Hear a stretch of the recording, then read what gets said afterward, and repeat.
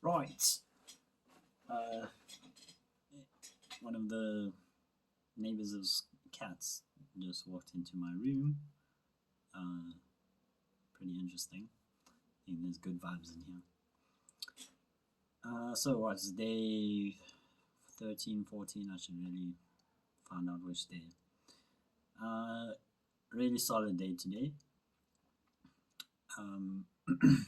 It's really interesting how when one commits to something, whatever it is, uh, the world starts to reveal itself in such a way that is like synergistic with the thing that you've committed to, like especially if it's like an extended thing or like a big commitment.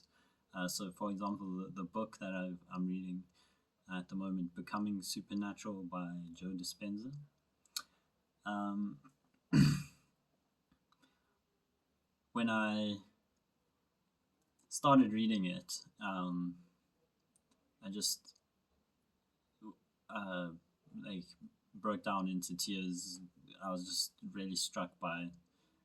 I was sitting in the park and I just looked up for a moment, and then everything was just so beautiful that I could feel the heart beating in my chest, and I just started crying. And it was one of those moments I get above, and I just felt like I was doing the right thing. And almost every time I've read it since then, similar feelings. So yeah.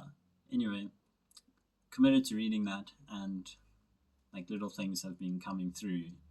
So for example, today the passage I was reading here saying,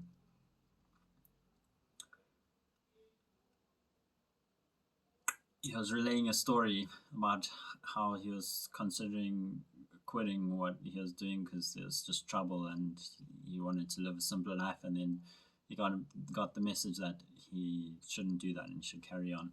And that's kind of the theme, like not in such a grand degree, but from yesterday.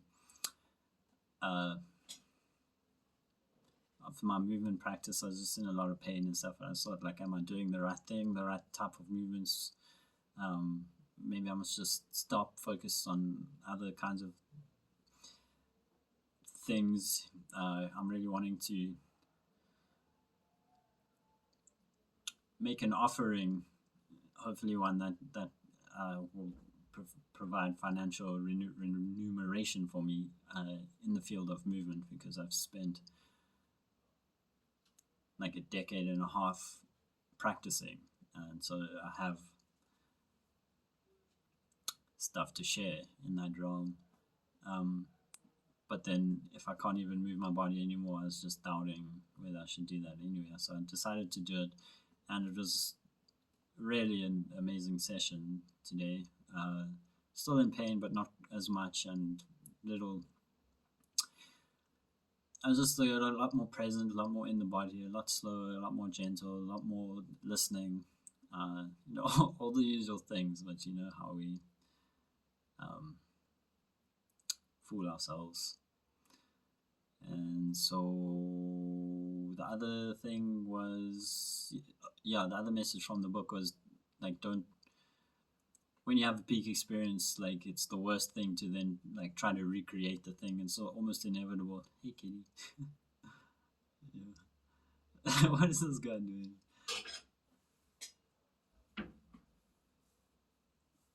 Like we want to recreate it. It's inevitable that we try, but that's the very thing that will stop something cool from happening.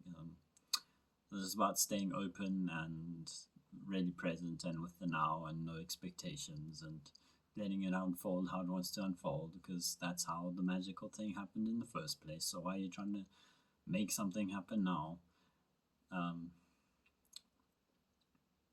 Which is also helpful in the movement practice, because like there's like certain like goals or objectives that you have, and then you do something, and you can feel that it's like working towards that thing, and you're like, oh yes, like it's working, and then you try to recreate it, but then not quite. So yeah, not forcing anything. And oh wait, also I did my asana practice, yogasanas, process offered by Sadhguru for initiates in Shambhavi Mahamudra Kriya. I haven't practiced for a couple months. Long story.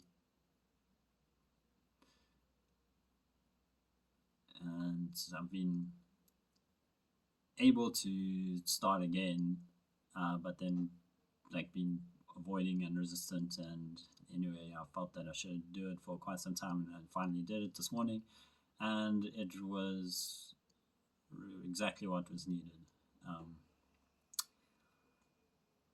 Yeah, there's all these things that come up into the awareness that is like asking for you to like act on them, but you can't do all of them. So like, which ones do you do?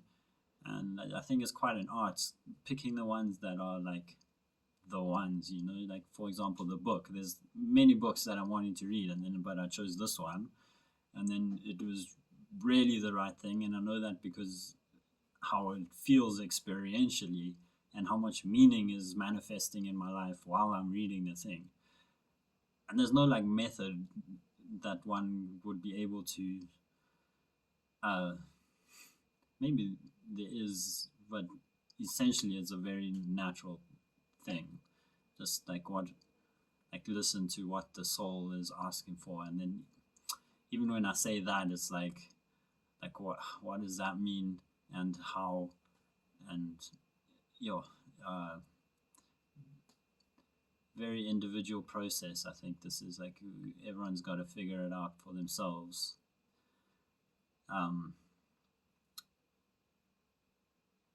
Anyway, back to the asanas.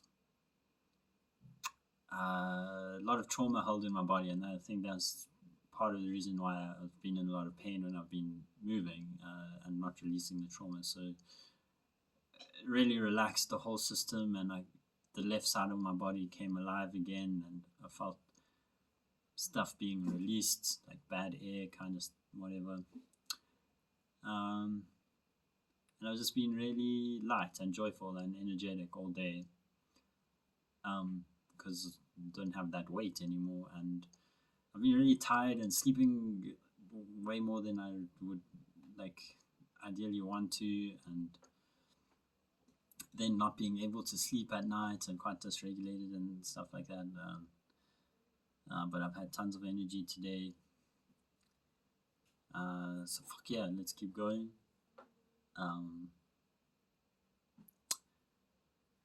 I managed, ow, now the cat's biting me, scratching me. You wanna play, buddy?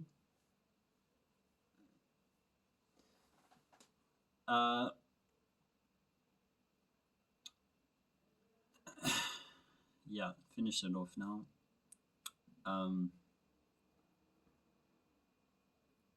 Forgot what I was saying. Oh yeah, about in my practice today, I was very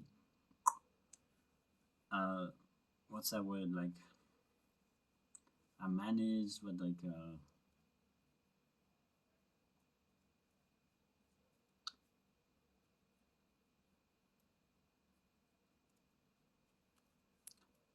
I can't think of it, but anyway, you know, like set out to do something and then just bulldoze to the end. That can often be the way that things are done. But I was very conscious of what I needed in the moment, and so I curtailed things in my practice, and that helped